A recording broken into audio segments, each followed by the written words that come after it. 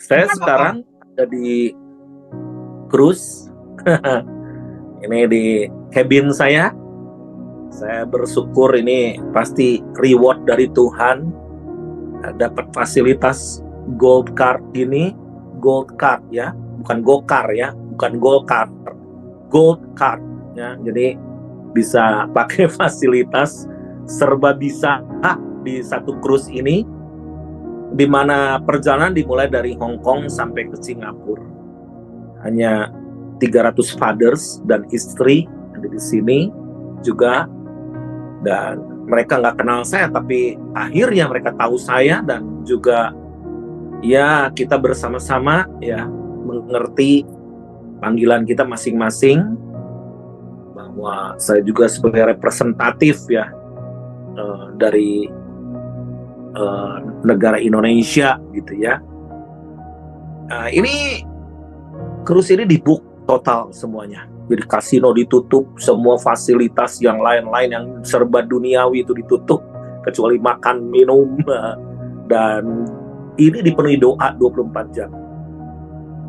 Saya berangkat dari hari Minggu, jadi sampai di Singapura nanti hari Sabtu, dan itu berarti 7 hari 6 malam ya, luar biasa.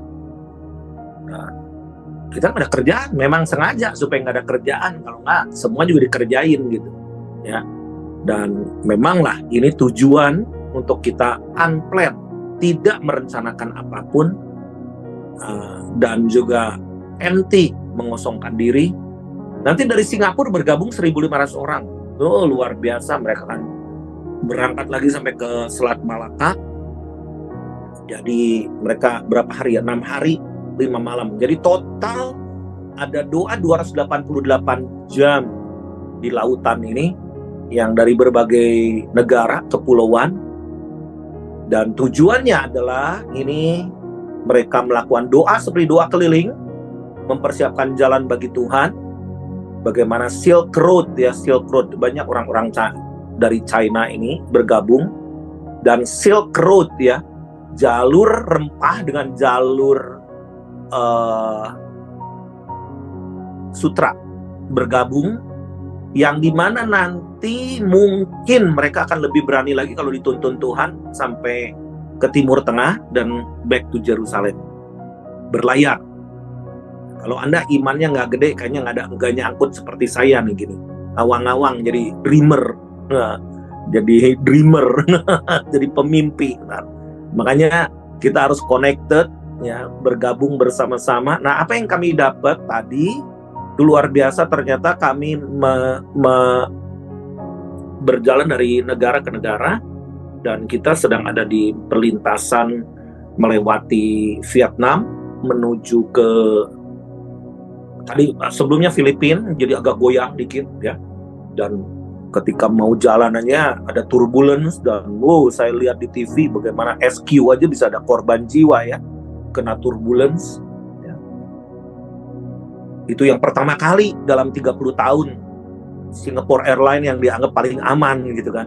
Nah, kenapa nubruk turbulence lagi kan, ini satu pertanyaan. Anyway, nah kita akan menuju ke sebentar lagi ke Malaysia dan lalu Singapura ya. Nah, kami sharing, dan apa yang kami dapat, ternyata negara-negara kita ini dikuasai oleh dragon, oke?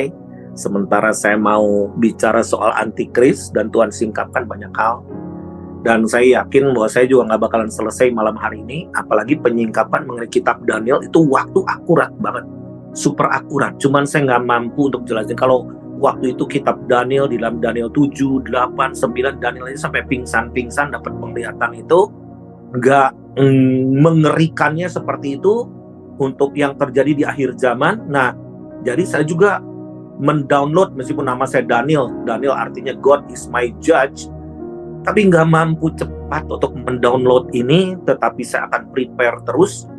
Wih, ternyata super akurat dalam waktu tahun ke tahunnya, super luar biasa. Jadi kita harus perhatikan. Nah, saya membuat beberapa slide mengenai dragon. Orang-orang Vietnam itu disebut keturunan dragon. keturunan naga masyarakat. Nah, ini dari sharing tadi sore, bagaimana media juga sedang. Ini adalah sebuah game yang sering kali dimainkan oleh anak-anak dan harus jadi member, namanya Cult Lamb. Lamb, anak domba. Lihat di atasnya ada salib. Cult of the Lamb. Jadi okultisme toh, ya, sihir daripada anak domba. Nah, ini sedang populer. Lihat salib-salibnya dibuat seperti ini, dan banyak orang yang nggak tahu bahwa mereka dengan propaganda sedemikian kuat sampai menjadikan game dan sebagainya yang ketagihan, dan itu mengandung unsur sihir juga. Next. Terus kita lihat di sini semua orang berbicara mengenai dragon. Nah, saya teringat ketika kita waktu itu ada di Pelabuhan Ratu, ketika kita retreat My Home Indonesia, ada satu kuil di mana panjang sekali naganya dengan 7 kepala. Dari darat sampai ke gunung atas, dan di atas di puncak gunung itu banyak kamar-kamar termasuk Nyi Roro Kidul, dan semua agama numpuk di sini dijadikan satu. Ini dibuat oleh seorang kaya dari Thailand. Nah, simbol-simbol ini ternyata buat kita nggak aneh, karena di Palembang pun ada jembatan naga, yaitu jembatan apa itu yang di jembatan Ampera ya, yang di Palembang kan, Pak Yudi kan baru dari sana nih. Ya. Itu panjangnya 1117 meter. Wow, Pak Yudi tuh lewat situ Pak Yudi. Nah, iya. Ada Pulau Kemarau ketika, nah itu jembatan terpanjang dan ular naga yang terpanjang juga. Iya. Kami melewati Danang tadi, kota Danang. Di kota Danang di Vietnam itu ada jembatan ular naga dengan sepanjang 666 meter. Lucu nggak? Nah, jadi kita lihat dragon ini adalah satu kekuatan yang benar-benar dipakai oleh iblis untuk mempersatukan semua agama. Dengan wujud nyata mereka itu, kekuatan sihirnya ada di mana-mana. Next slide. Terus, nah ini karnival di Brazil yang menghina Yesus. Bayangkan Brazil yang dianggap sebagai penduduknya mayoritas Katolik dan Kristen. Oke. Sekarang karnivalnya seperti ini, mocking itu menghina Yesus. Terus next slide. Nah, namanya Demons. Ini game juga nih, yang supaya lanjut terus sehingga addicted ya, anak-anak tuh addicted, dan mereka pakai unsur-unsur setan seperti ini, okultisme. Masih ada? Terus? Masih ada nggak? Next. Oke, nggak ada? Oke, saya lanjut dengan ini topik yang mungkin buat Anda kaget, gitu kan? Tapi sebetulnya kita harus bisa mengupas hal ini secara hati-hati, waspada, juga bukan sekedar awareness, tetapi kita harus bisa mengerti bahwa antikris itu ada. Karena ada beberapa aliran Kristen juga menganggap, itu mah udah dari zaman dulu udah disebut, itu nggak usah diulas-ulas gitu kan. Itu sih udah ada sejak dari dulu. Itu sistem, itu berbicara mengenai sistem.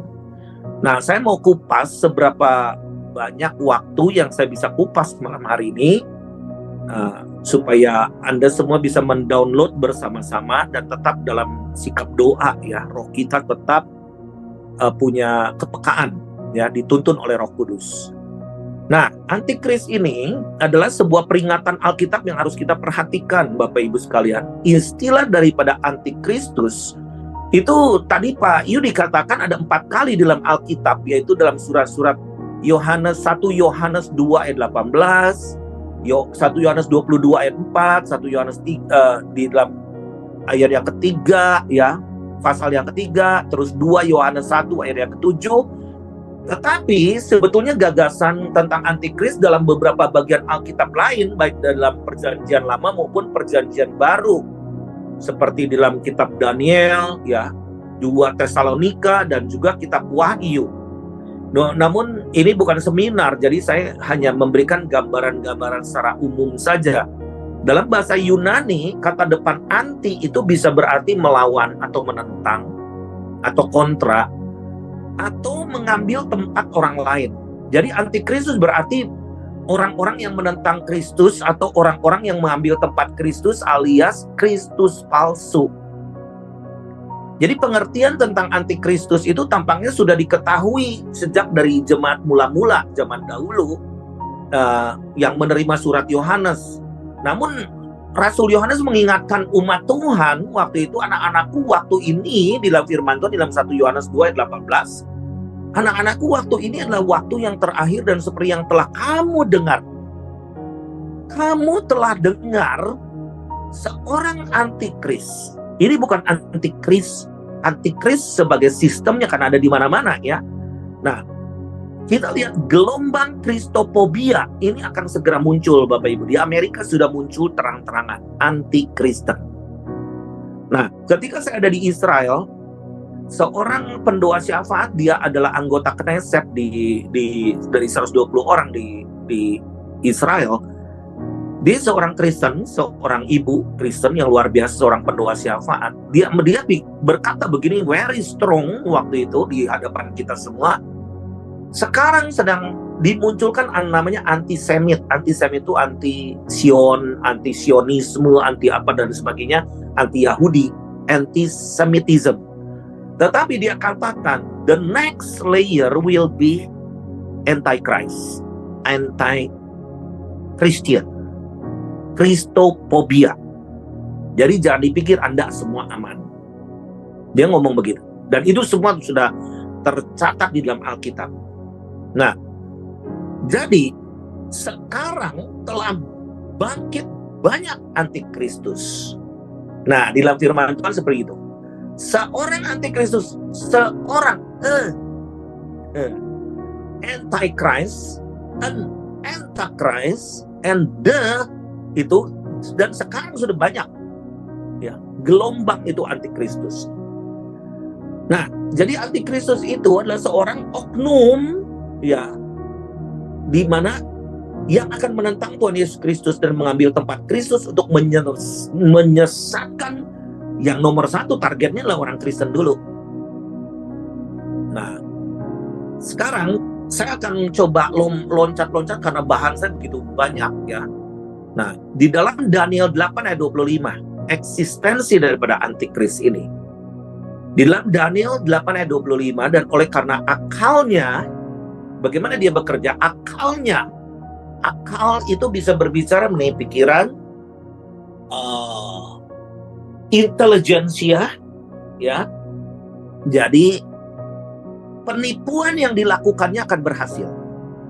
Penipuan yang dilakukannya akan berhasil. Ia akan membesarkan dirinya dalam hatinya, dan tak disangka-sangka banyak orang akan dibinasakannya. Tak disangka-sangka. We have to be very careful dengan kata ini. Tak disangka-sangka. Kalau menyangka kita bisa memprediksi, tapi ini tak disangka-sangka. Juga ia akan bangkit melawan raja segala raja tanpa perbuatan tangan manusia. Ia akan dihancurkan. Lawannya adalah Tuhan sendiri.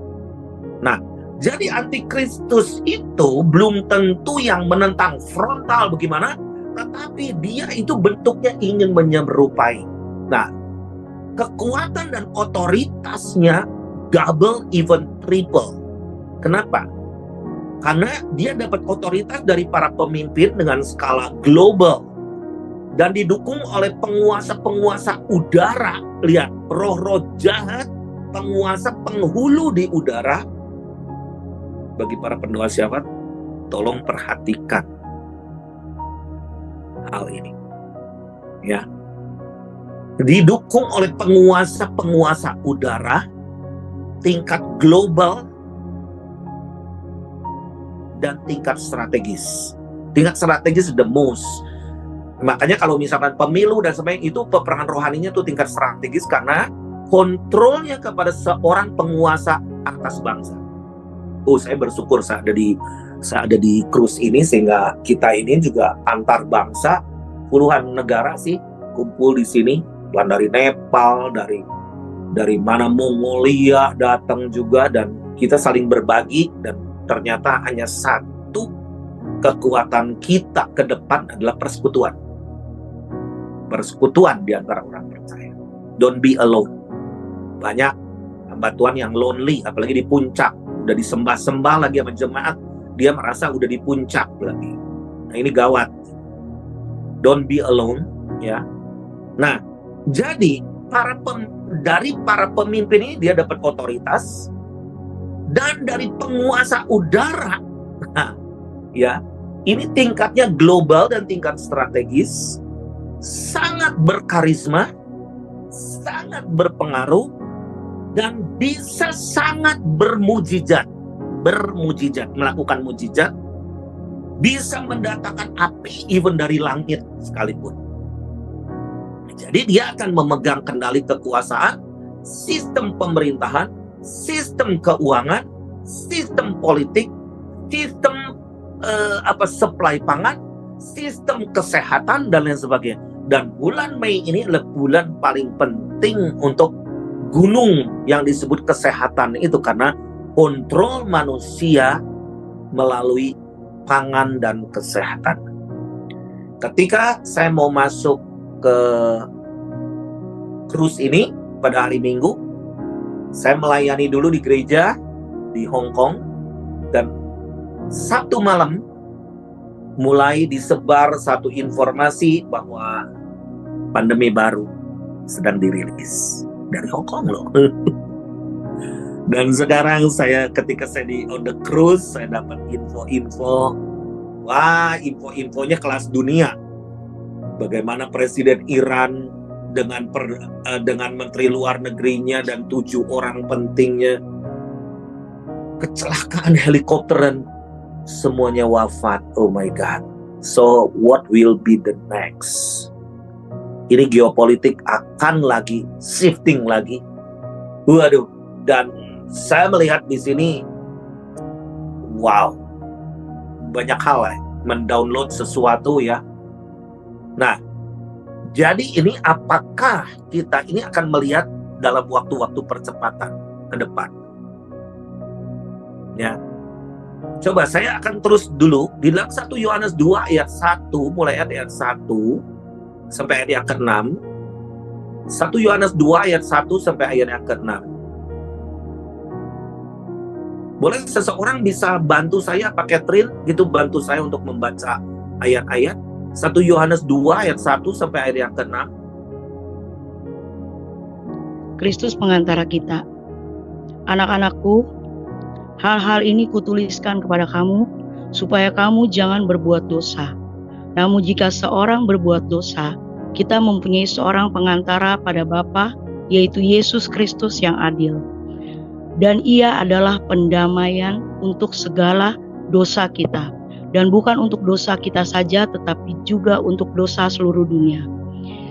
Dan inilah tandanya bahwa kita mengenal Allah, yaitu jikalau kita menuruti perintah-perintahnya. Barang siapa berkata, aku mengenal dia, tetapi ia tidak menuruti perintahnya, ia adalah seorang pendusta, dan di dalamnya tidak ada kebenaran. Tetapi barang siapa menuruti firman-Nya, di dalam orang itu sungguh sudah sempurna kasih Allah. Dengan itulah kita ketahui bahwa kita ada di dalam Dia. Barang siapa mengatakan bahwa ia ada di dalam Dia, ia wajib hidup sama seperti Kristus telah hidup. Amin. Nah, kalau dia hidup, wajib seperti Kristus telah hidup. Jangan seperti orang Kristen. Oke? Banyak ngaku orang Kristen tapi tidak seperti Kristus. Jadi, kalau kekuatan kita hanya satu, adalah bagaimana merubah sikap hidup kita menjadi seperti Kristus. Kadang percakapan kita di antara hamba Tuhan juga nggak ada tuh roh Kristus kadang tuh. Adanya cuman komplain, adanya ini, adanya itulah, membahas cuman masalah demi masalah. Bagaimana kita bisa akan mengalami mujizat Tuhan? Bagaimana kita akan mengalami kesembuhan? Bagaimana kita akan mengalami satu revival di dalam hidup kita? Kalau di dalam sikap perkataan kita juga tidak menampakkan bahwa Kristus itu ada di dalam kita. Ini the key, the most key thing. Kita menjadi orang yang percaya kepada Kristus. Nah, ini di dalam firman Tuhan ini siapa sebetulnya kata antikristus ini dan dari mana berasalnya? Daniel 7 ayat 8, tolong Kat. Daniel 7 ayat 8. Sementara aku memperhatikan tanduk-tanduk itu, tampak tumbuh di antara suatu tanduk lain yang kecil, sehingga tidak dari tanduk-tanduk yang dahulu itu tercabut. Dan pada tanduk itu tampak ada mata seperti mata manusia dan mulut yang menyombong. Amin. Oke. Daniel 7 ayat 23 sampai 28. Nggak apa-apa. Kan mesti baca firman Tuhan sebagai landasan, sebagai fondasinya. Maka demikianlah katanya, binatang yang keempat itu ialah kerajaan yang keempat yang akan ada di bumi. Yang keempat yang akan ada di bumi. Yang akan berbeda dengan segala kerajaan dan akan menelan seluruh bumi, menginjak-injaknya dan meremukannya. Kesepuluh tanduk itu ialah kesepuluh raja yang muncul dari kerajaan itu. Sesudah mereka akan muncul seorang raja. Dia berbeda dengan raja-raja yang dahulu dan akan merendahkan 3 raja. Ia akan mengucapkan perkataan yang menentang yang maha tinggi dan akan menganiaya orang-orang kudus milik yang maha tinggi. Ia berusaha untuk mengubah waktu dan hukum, dan mereka akan diserahkan ke dalam tangannya selama 1 masa dan 2 masa dan setengah masa. Lalu majelis pengadilan akan duduk dan kekuasaan akan dicabut daripadanya untuk dimusnahkan dan dihancurkan sampai lenyap. Maka pemerintahan, kekuasaan dan kebesaran dari kerajaan-kerajaan di bawah semesta langit akan diberikan kepada orang-orang kudus, umat yang maha tinggi. Pemerintahan mereka adalah pemerintahan yang kekal, dan segala kekuasaan akan mengabdi dan patuh kepada mereka. Sekianlah berita itu. Adapun aku Daniel, pikiran-pikiranku sangat menggelisahkan aku, sehingga aku menjadi pucat dan aku menyimpan hal itu dalam ingatanku. Amin. Kalau kita lihat dari kerajaan keempat. Nah, kerajaan 4 ini kalau kita lihat dunia dikuasai oleh 5 kerajaan. Yang pertama adalah kerajaan Babel. Bagaimana tahu itu? Saya sudah ulang-ulang itu menceritakan mengenai kerajaan, bagaimana ketika mimpi daripada Nebukadnezar diterjemahkan oleh Daniel. Nah, kita lihat di situ nggak usah dikupas lagi, tetapi kita mengerti bahwa itu artinya adalah kerajaan Babel ketika Daniel waktu itu 600 tahun sebelum kelahiran, sebelum daripada bagaimana sebentar saya ini agak goyang-goyang dikit. Saya akan ceritakan. Kalau di dalam kitab Daniel pasal yang ke-7, Daniel itu mendapat satu itu memberikan satu keterangan yang super mengerikan sampai dia pingsan-pingsan. Ngeri banget ya. Nah, dari kitab Daniel pasal yang ke-7 sampai ke-8 itu tuh sampai 13 tahun, itu era itu 13 tahun. Oke. Nah, waktu itu adalah 600 tahun sebelum Masehi. Jadi Tuhan itu memberikan satu penjelasan di mana di Daniel 9 ayat 21 itu dikatakan bahwa malaikat Gabriel mendatangi untuk memberi pengertian. Coba Daniel 9 ayat 21 dan 22 cepatnya. Daniel 9 ayat 21-22. Sementara Daniel 7 itu diberikan penglihatan sampai pingsan-pingsan, dan Daniel itu tidak bisa melihat begini karena mengerikannya super sekali. Coba Daniel 9 ayat 21 dan 22. Demikian firman Tuhan. Sementara aku berbicara dalam doa, terbanglah dengan cepat ke arahku Gabriel, dia yang telah kulihat. Dia yang telah kulihat dalam penglihatan yang dahulu itu pada waktu persembahan korban petang hari. Lalu ia mengajari aku dan berbicara dengan aku. Daniel, sekarang aku datang untuk memberi akal budi kepadamu untuk mengerti. Amin. Nah, di dalam kitab Daniel sebelumnya, Daniel belum mengerti. Daniel 8 ayat 17, coba. Lalu datanglah ia ke tempat aku berdiri. Dan ketika ia datang, terkejutlah aku dan jatuh tertelungkup. Lalu ia berkata kepadaku, pahamilah, anak manusia, bahwa penglihatan itu mengenai akhir masa. Mengenai akhir masa.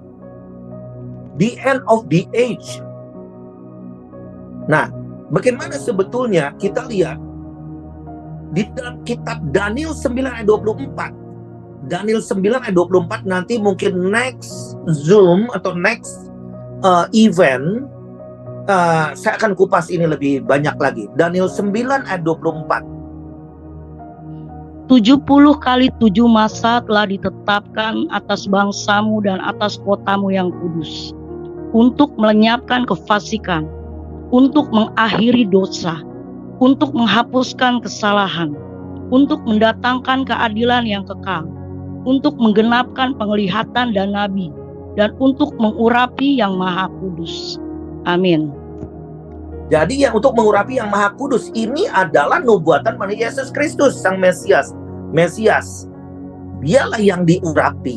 Nah, di dalam Daniel 9 ayat 25 itu juga bagaimana seorang yang diurapi itu akan datang. Nah, saya nggak kupas ini terlalu jauh dulu. Nanti kita akan jauh kemana-mana ya. Nah, sekarang kita akan lihat di sini dari kerajaan-kerajaan ini yang diberitakan, yang di-sharekan kepada Daniel. Dunia ini pernah dikuasai oleh 5 kerajaan, oke? Babel, Asyur, Yunani, Romawi. Dan yang kelima yang belum terjadi ini adalah pernikahan. Yaitu di mana kerajaan Romawi adalah yang menjadi split menjadi 10 raja berasal dari kerajaan Romawi. Di mana itu kalau bukan Eropa? Muncul satu tanduk kecil, tapi tanduk ini akan mengalahkan 3 raja. Jadi 8 penguasa dunia, namun dia akan mengalahkan juga 7 raja lain. Akhirnya dia akan menguasai sendiri. Ini mereka sedang bergerak bersama-sama untuk membuat satu aklamasi siapa who is going to be the leader. Nah, kita sudah melihat unsur-unsurnya banyak hal. Nah, saya akan kupas. Coba mengenai pembahasan daripada hal ini. Sebentar, saya skip beberapa halaman dulu nih. Nah, jadi coba buka dulu di dalam 2 Tesalonika 2 ayat 7 dan 8. Karena secara rahasia kedurhakaan telah mulai bekerja, tetapi sekarang masih ada yang menahan. Kalau yang menahannya itu telah disingkirkan, pada waktu itulah si pendurhaka baru akan menyatakan dirinya. Tetapi Tuhan Yesus akan membunuhnya dengan nafas mulutnya dan akan memusnahkannya kalau ia datang kembali. Amin. Apa rahasia ketika kita zaman sekarang hidup, kita melihat bahwa antikris akan muncul dari Eropa? World Economic Forum. Saya udah cerita mengenai CERN, teknologi. Saya udah cerita mengenai banyak hal. Dulu Bible, keselamatan, itu Injil diberitakan dari barat sampai ke timur. Kita nih orang Batak, orang Timur, orang apa, udah jadi Kristen itu karena gara-gara orang barat datang. Nah, sekarang bagaimana orang timur? Nah, kita hidup di dalam masa-masa akhir. Jangan orang timur jadi Cilepeng. Kita mesti orang timur ke barat. Bawa lagi api revival. Nah, jadi kita ini benar-benar harus membawa mempersiapkan jalan bagi Tuhan. Karena kalau kita lihat di sini, siapa yang bisa menahannya ini? Hanya satu kuncinya adalah gereja Tuhan. Kita doa-doa orang kudus. Makanya begitu penting sekali kita ini harus bisa menjadi servant each other. Saya bersyukur kalau orang-orang Asia ini kulturnya nggak kultur terlalu organisasi banget, jadi kultur family. Jadi ada perkataan nih antara kita nih, how that we can serve. Bagaimana kita bisa melayani. Jangan ingin nginjek kepala kita, gua leadernya gitu. Nggak ada tuh leader-leader di sini juga begitu baiknya, begitu hebatnya mereka, tapi mereka nggak pernah menganggap diri mereka lebih pinter, lebih hebat. Gua ketua ini, gua ketua, nggak usah disebut di sini. Ini semua equal, dan bagaimana how that we serve each other. Bagaimana kita bisa melayani satu dan yang lain. Nah, ini yang menahannya ini kalau disingkirkan, yang menahan adalah orang-orang kudusnya. Lalu kita berdoa juga, berdoa nggak kurang, kita berdoa banyak, tetapi doanya kayak model gimana? Jangan sampai doanya hanya minta aja terus, tapi doa syafaat itu mengosongkan diri. Nah, kita ini bisa menjadi satu kelompok dan menjadi satu komunitas orang kudusnya berfungsi sebagai imam bagi bangsanya masing-masing. Nah, ini kalau yang menahannya telah disingkirkan, pada waktu itulah si pendurhaka baru menyatakan diri. Tapi sekarang ini berapa banyak ya doa orang kudus dibandingin dengan dosa-dosa. Lebih banyak mana yang naik ke hadapan Tuhan.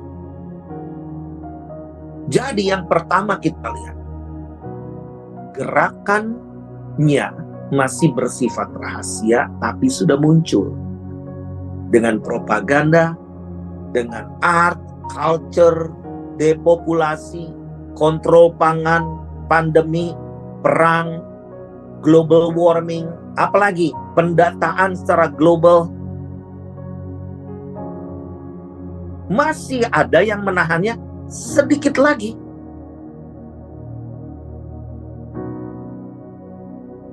Proses penyingkiran itu sama dengan kasus bagaimana ketika Lot dan keluarga yang disingkirkan, diamankan, maka murka Allah langsung turun ke Sodom dan Gomora. Nuh dan keluarganya disertai sepasang hewan disingkirkan, diamankan, masuk dalam bahtera 11. Sudah itu murka Allah turun ke atas dunia melalui air bah. Kalau dibilang zaman Nuh, tinggal siapa yang mau masuk ke bahtera ini. Jadi masa pemerintahan ini adalah masa kesusahan karena 21 murka Allah ditumpahkan ke atas dunia itu. Ya. Itu di dalam 1 Tesalonika 1 ayat 10, 1 Tesalonika 5 ayat 9, Roma 5 ayat 9. Jadi sebetulnya antikris itu tidak akan muncul kalau memang ini belum disingkirkan. Gerejanya gereja seperti apa? Ya. Jadi salah satu tujuan pengangkatan adalah supaya antikristus itu supaya dapat menyatakan dirinya nanti. Jadi gerakan ini masih terselubung, tetapi itu akan di-reveal sesegera mungkin. Yang kedua, gerakan ini adalah rahasia. Nah, kenapa mendadak dalam beberapa tahun setelah pandemi ini kita baru mau belajar siapa sih Illuminati? Apa sih One World Order? Apa sih World Economic Forum yang punya target 2030? Kenapa sih ada vaksin? Kenapa ada booster? Kenapa data? Dan kenapa semua pakai gadget sekarang? Semua pakai by teknologi. Nah, jadi ini semua gerakan rahasia yang menyusup pelan-pelan, tetapi akhirnya Anda demanding. Tergantung dengan hal itu. Yang kedua adalah gerakan rahasia. Sudah beroperasi secara rahasia. Di dalam 1 Yohanes 2 ayat 20 saya baca, sifat kerajaan antikris itu akan menguasai dunia, dan untuk menguasai dunia dia harus menguasai satu sistem ideologi, politik, ekonomi, sosial, budaya, dan secara saat ini adalah secara rahasia mereka itu sudah menguasai seluruh tatanan dunia, dan kita akan beroleh pengurapan daripada Tuhan supaya kita bisa mengetahui, tahu gerakan antikris itu. Misalnya kalau kita lihat ya, tanggal 1 Mei tahun 1776, zaman dulu ya, itu berdiri sebuah organisasi yang menamakan dirinya Illuminati. Illuminati itu berarti pemegang cahaya ya. Yang dimaksud pemegang cahaya adalah Lucifer. Lagi zaman engkong saya, grandma saya, papa dan mama saya nggak ngerti dan nggak mau ngerti dan nggak mau belajar soal begini, apa sih, kagak ngerti. Tapi kalau kita sekarang dalam era informasi secara ini yang begitu terbuka, kita akan bisa mengetahui dengan segera. Di mana pelaksananya ini siapa ini daripada pemegang cahaya, ini adalah Luciferans, namanya Luciferans Conspiration. Ya, jadi melalui organisasi ini dunia direncanakan dibawa kepada satu cahaya pengharapan. There is a hope, the light of hope.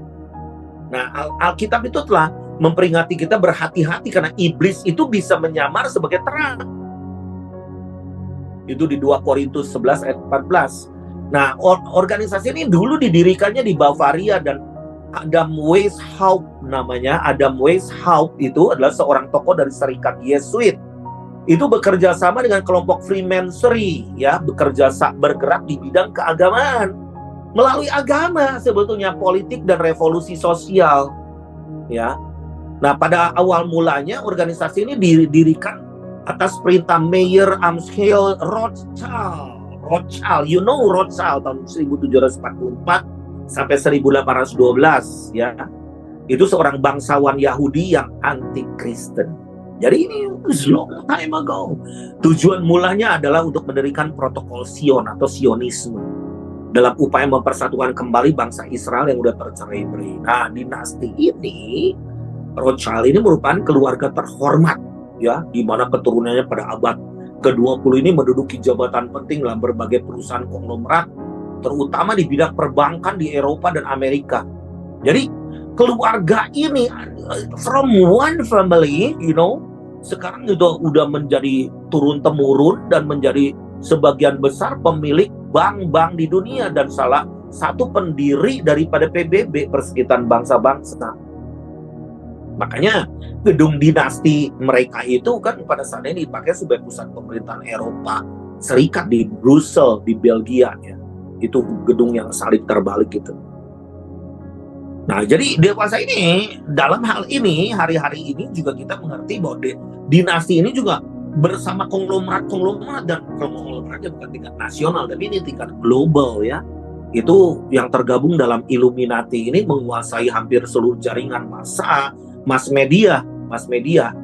Itu seperti CBS, CNN, Net, Newsweek, Time, apalagi Live, terus di Amerika nih ya bergerak dengan nama Council of Foreign Relations atau CFR gitu kan.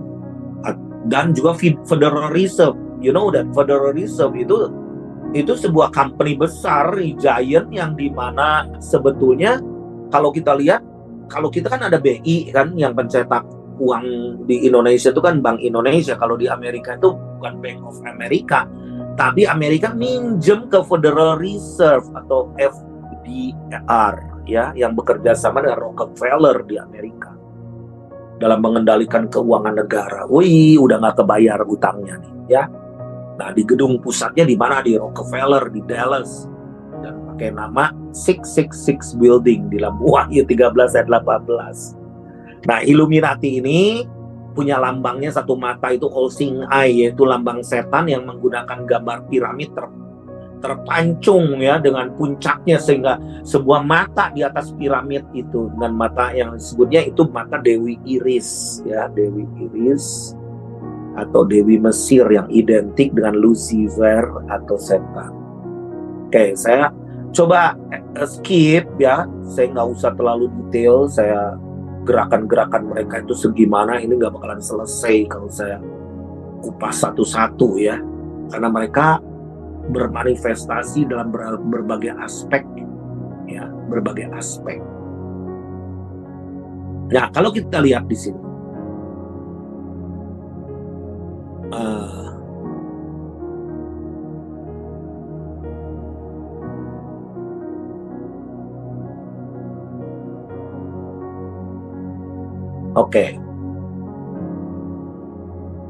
satu politik, oke? Dalam Wahyu 13 ayat yang ke-18. Nah, mereka kelompok yang berhasil benar-benar membawa Israel bersatu kembali tanggal 14 Mei tahun 948 dengan dorongan daripada Rothschild, ya. Terus meningkatkan peranannya untuk membawa dunia kepada satu pemerintahan yang disebut New World Order atau One World Government, tatanan dunia baru. Nah, apa sih yang dimaksud dengan satu pemerintahan dunia? Jadi media massa di baru-baru ini, akhir-akhir ini mewartakan berita tentang mengenai tatanan dunia baru di mana-mana dengan secara gamblang. World Economic Forum dan sebagainya. Dia adalah seorang presiden nanti super diktator dengan skala dunia yang akan memerintah untuk melalui dukungan kelompok-kelompok. Ini kelompoknya bukan kelompok kayak kita masyarakat awam biasa, tapi ini kelompok daripada Asia Pasifik, pemimpin negaranya misalkan. Nah, itu di mana kelompok politik dan ekonomi yang dikelola oleh kelompok mereka juga yang terkait dan sifatnya berkolaborasi. Jadi kalau di dalam kitab Wahyu 13 ayat 1 dan 2 menjelaskan bahwa binatang itu atau antikris, itu disebut binatang, akan menerima the power from the dragon, dari naga, ya, untuk menguasai seluruh bangsa. Jadi melalui one world government inilah antikristus akan cepat bergerak dan memperluas pengaruhnya. Nah, jadi kalau kita lihat satu pemerintahan dunia ini dapat terwujud melalui penyatuan sistem politik, ya, sistem politik dan ekonomi yang diperintah dari mana? Siapa yang bisa cepat menggabungkan gini-gini kalau bukan dari PBB? WHO di bawah PBB, ya, Organisasi Kesehatan Dunia. Semua harus divaksin. Wah, waktu minggu kemarin ya saya dapat info bagaimana kalau nggak salah Australia menolak, ya, atau Inggris juga menolak. Tetapi mayoritas udah sign. Jadi itu diperintah dari PBB, United Nation, maupun MEE, ya, Masyarakat Ekonomi Eropa. Toh. Kalau kita lihat seluruh negara memiliki ketergantungan yang sangat tinggi dan dibuat perang supaya menjadi lumpuh negara dengan ekonominya, di mana kita lihat bahwa peristiwa bubarnya komunisme misalnya di negara-negara Eropa Timur dan Uni Soviet juga mengakibatkan pengaruh Barat ini yang kuat, bahkan akhirnya ada Pakta Warsawa ya waktu itu, ya. Terus kekuatan militer blok timur bubar gitu kan. Semuanya diatur sekarang negara-negara barat yang di dalamnya terdiri atas orang-orang Illuminati juga. Jadi perang dunia pertama, kedua adalah rancangan Illuminati melalui tokohnya bernama Albert Pike. Anda bisa search di Google, ya, untuk membentuk satu kesatuan dunia, di mana pada saat meletus perang dunia ke-1 dunia itu meneriakan perang pakai kesatuan, unity, tapi unity yang semu, ya, lahir Liga Bangsa-Bangsa. Tetapi beberapa waktu Liga ini masih belum berhasil menyatukan bangsa-bangsa, dibuat perang dunia kedua lagi supaya damai. Dan akhirnya dengan Hitler sebagai pemeran utama membunuh penduduk orang-orang yang bangsa Yahudi, di mana Illuminati ini sebagian besar adalah orang Yahudi sebetulnya, ya. Peristiwa pembantaian ini juga adalah upaya untuk menarik simpati dunia terhadap bangsa Yahudi yang akhirnya dapat merdeka pada tahun 1948, yang tentunya itu juga 30 tahun lebih sebelumnya itu kan ada perjanjian Balfour namanya, ya. Balfour itu bagaimana hadiah dari Inggris lah gitu, ya, untuk Rothschild gitu kan, orang-orang Yahudi. Nah, dari perang dunia ini lahir PBB nih. PBB yang merupakan tempat kesatuan dunia. Tapi kita lihat peranan PBB sampai hari ini belum bisa mempersatukan dunia. Bahkan waktu itu pernah Henry Kissinger, ya, melakukan perjalanan keliling dunia untuk mempromosikan supaya one world order, mesti ada new world order. Cuman waktu itu kan kita nggak ya, kita nih kita don't care, nggak peduli gitu kan. Nah, jadi kita lihat di sini dari 10 negara ini PBB akan diambil alih oleh kelompok 10 negara dan kekuasaan antikris ini akan meningkat pada pertengahan 7 masa, yaitu saat roh iblis merasuk dalam kehidupan tokoh daripada antikris ini. Nah, ini tentunya akan diangkat bersama-sama ya, di mana dia akan diberikan satu tongkat otoritas ya secara politik dan mempersatukan agama. Jadi semua sedang bergerak. Nah, lalu saya lanjut dulu. Ini adalah satu sistem ekonomi ya. Dalam Wahyu 13 ayat 16 sampai 18, gimana cara mempersatukan ekonomi? Yaitu sistemnya sistem by komputer, barcode. Jadi untuk mempelajari sistem ekonomi dunia di masa yang akan datang, Alkitab menjelaskan secara terperinci dalam Wahyu 13 ayat 16 sampai 18 ya. Di mana sistem ini akan dipakai untuk semua orang, baik besar maupun kecil, kaya atau miskin, merdeka atau hamba. Jadi sistem ini memakai tanda pada tangan kanannya atau dahinya. Itu di dalam ayat yang ke-16b. Nah, tanpa memakai tanda ini orang nggak bisa transaksi apapun, membeli atau menjual. Jadi merupakan proses ekonomi sistem perdagangan dan pembayaran. Saya nggak ngerti kalau Prime Minister dari Rishi Sunak ini, England ini, dia adalah seorang Hindu penganut penyembah kepada dewa Shiva. Ya, dewa Shiva itu dewa penghancur. Papa mertuanya itu kan seorang India yang pemilik daripada CDBC, Current Digital, Current Bank Digital Currency yang ini harus di mana uang itu nggak ada harganya, cuman by numbers doang dan semua akan dilakukan pakai sistem. Saya nih ada di cruise ini, uang nggak laku nih, benar-benar karena saya masuk akses semuanya pakai satu card, beli nih card ini. Jadi beli juga, saya beli apapun, mau resto dan saya bisa masuk gratis ya karena ini gold. Tetapi kalau untuk yang jam-jam tertentu saya harus beli, nggak bisa kredit card, cash juga nggak bisa, pakai kartu ini, pakai kartu ini, dikontrol kemana. Wah, hebat gak ya?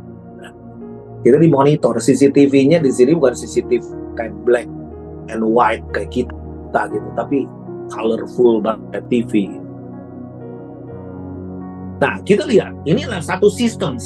Nah, makanya kita harus bisa mengerti mana sistem. Makanya di My Home juga udah jangan wacana lulu komen terus, lakukan buru-buru satu platform atau ekosistem yang baru. Adopsi deh, kotamu mulai adopsi, bergerak ke kota.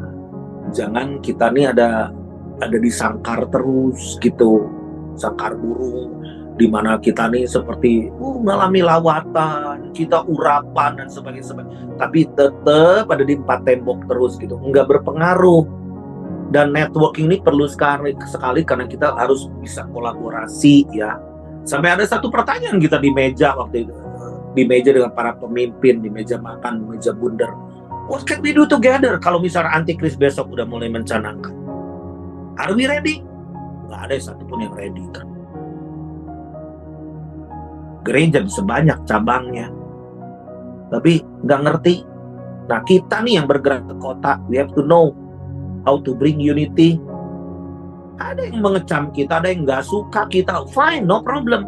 Tetapi berapa yang kita bisa sepakat menjadi seperti Kristus, yaitu family in Christ, ya, yang bisa benar-benar saling menghargai satu dengan yang lain. Karena kalau tanpa itu, oh my God, itu rasanya udahlah, kita lost. Sejak dari kita perjanjian lama aja sudah mengisyaratkan apa akan adanya jumlah talenta. Misalkan contoh sistem mata uang Israel waktu itu, emas yang dimiliki oleh Raja Salomo ya sebesar 666 talenta. Itu di 1 Raja-Raja 10 ayat 14 ya. Itu kan menggambarkan mengenai kekayaan duniawi ya, kekayaan ekonomi, suatu kekayaan dalam sistem pembayaran. Tetapi sekali lagi angka 66 itu adalah angka setan, dan akibat dari kekayaan ini Raja Salomo juga mengalami kehancuran terutama dengan moral dan juga imannya, sehingga bagaimana dia mengambil selir-selir ya, yang istri-istri yang penyembah berhala juga. Selanjut. Jadi semua by design, dan sistem komputer itu sendiri juga kan memiliki barcode dengan kode 666 kan, dengan mengacu misalnya kode A misalnya nomor 1, B nomor 2, C nomor 3 dan seterusnya sampai Z, itu kan ada 36. Maka kata komputer bila dijumlahkan menjadi C itu 3 plus 0 itu O itu 15, M itu 13, P itu 16, terus apa lagi ya? Kecepatan. U itu 21, apa lagi? T 20, E 5, R 18, itu 111. Jadi jumlah dasarnya 111. Jadi kalau dikalikan dengan angka internasional ya, itu angka karakteristik komputer 6 itu menjadi 111 kali 6 jadi 666. Jadi hal ini sebetulnya kita bisa melihat gambaran bahwa mereka pakai sistem komputer. Ya.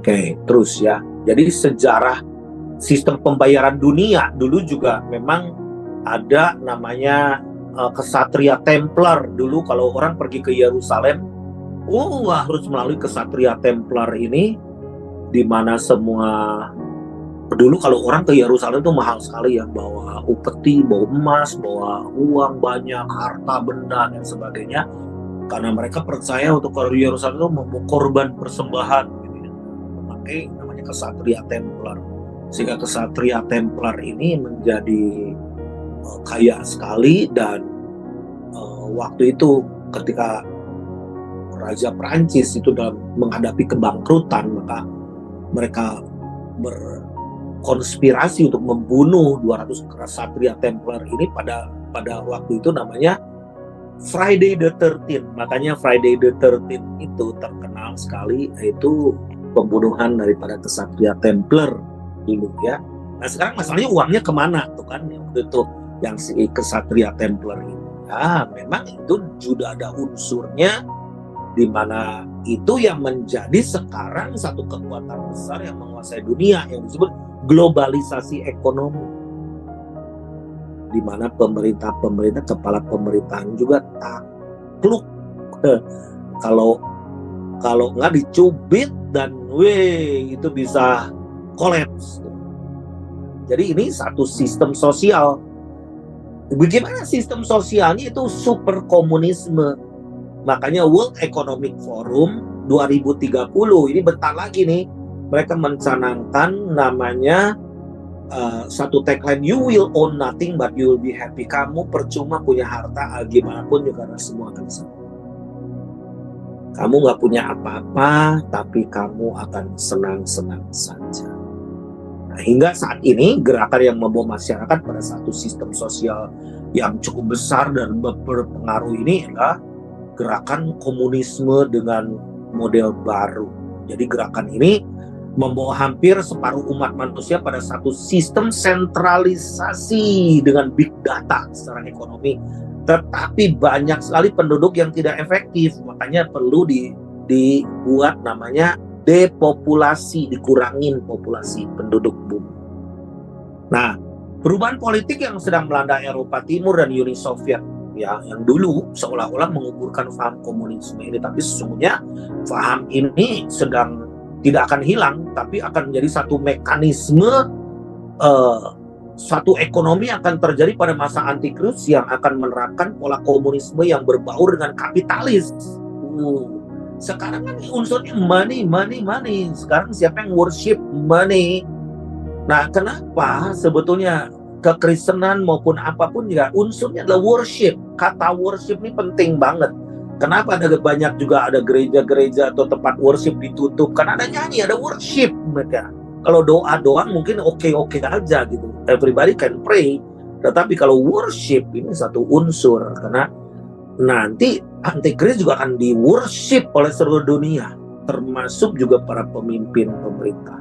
Ya, jadi satu sistem di mana dalam satu kontrol, di mana sistem kehidupan sosial yang terbina dengan baik, yang dapat sampai ke unsur pelayanan masyarakat, ya, community service yang telah bersifat liberal itu. Nah, jadi sistem ini sedang dirancang sedemikian rupa, dan ini akan menjadi satu gaya hidup bersama.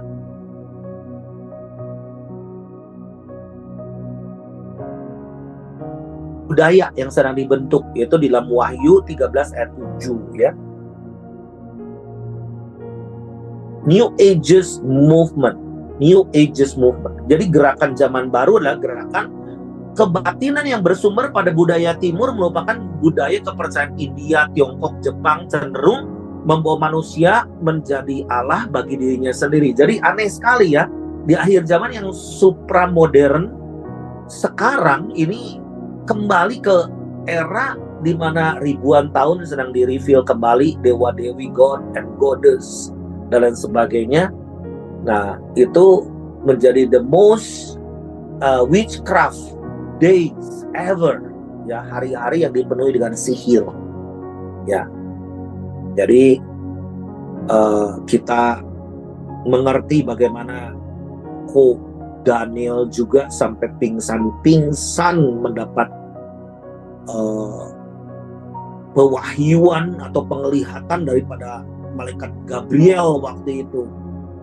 Dia nggak sanggup melihat ini ketika waktu itu kalau kunci itu dibukakan, sampai Daniel, di dalam kitab Daniel dikatakan, biarkan orang-orang di akhir zaman ini mereka akan diberikan hikmat untuk mengetahui keadaan zaman itu, dan kita diberikan Roh Kudus sebagai penolong, yaitu Parakletos, di mana seorang penolong yang lain akan sungguh-sungguh akan menolong kita, memberikan satu warning, memberikan kita kepekaan, ya, discernment spirit, dan membuat kita rela menjadi servant, ya. Jangan apa-apa kita jadi ketua, makanya di Mayum nggak ada namanya ketua, nggak ada. Sejak dari JDN juga saya ngomong fasilitator namanya, nggak ada. Kalau itu namanya ketua itu bukan dari JDN atau bukan dari Mayum. Jadi ada namanya fasilitator. Oh, do you know that what is facilitator means? Itu jadi hamba, jadi keset. Nah, itu pengajaran saya itu dari dulu, yang saya basic daripada pelayanan berjejaring itu, ya. Nggak mungkin kita namanya orang karismatik, orang Pentakosta mau menguasai memerintahkan orang Advent, orang Metodis, orang Reform dan lain sebagainya. Nggak bisa. Makanya kita harus jadi fasilitator. Fasilitator itu rela melayani, rela seperti Yesus duduk dengan perempuan Samaria, dia mau merendahkan diri supaya bahkan lebih rendah dari perempuan Samaria, minta minum dan sebagainya, lalu mengangkat perempuan Samaria ini supaya dia menjadi seorang penginjil di kota Samaria. Demikian juga Maria Magdalena yang dibebaskan dari 7 roh jahat. Tetapi siapa coba Maria Magdalena? Disebut apostle of apostles, rasulnya para rasul. Kenapa? Karena dia berani mati, dia menjadi benar-benar spirit martir yang luar biasa, supaya dia mensupport penginjilan kami seluruh dunia. Nah, what can we do together? Bagaimana nanti kalau sistem ini akan berlakukan? Saya akan teruskan dengan sesi berikutnya, karena nggak bakalan selesai, ya. Dan nanti ada penyingkapan yang baru yang saya baru tulis dulu, saya nggak ceritain. Karena perlu peneguhan, dan saya perlu konfirmasi, saya perlu belajar, saya perlu download ini dan itu, ya. Dan banyak eskatologi yang saya katakan itu harus diupdate, ya. Zaman 30, 40 tahun, 10 tahun even, mereka harus bisa mengupdate dengan situasi yang sekarang, supaya juga anak-anak muda bisa mengerti, anak-anak kecil mengerti bagaimana posisi mereka. Ya, itu dulu Bapak Ibu sekalian, nah biarlah kita akan terus bergantung kepada pimpinan daripada Roh Kudus sepenuhnya. Jangan sampai kita tersesat dan jangan sampai kita juga get lost. Kita nih hidup dalam zaman akhir, hidup dan penuh anugerah, saya katakan. Saya minta nanti Pastor Yudi memimpin dalam doa di akhir ini supaya kita kuat, kita semakin peka dan kita melakukan apa yang menjadi kehendak Tuhan. Kiranya Tuhan memberkati kita semua.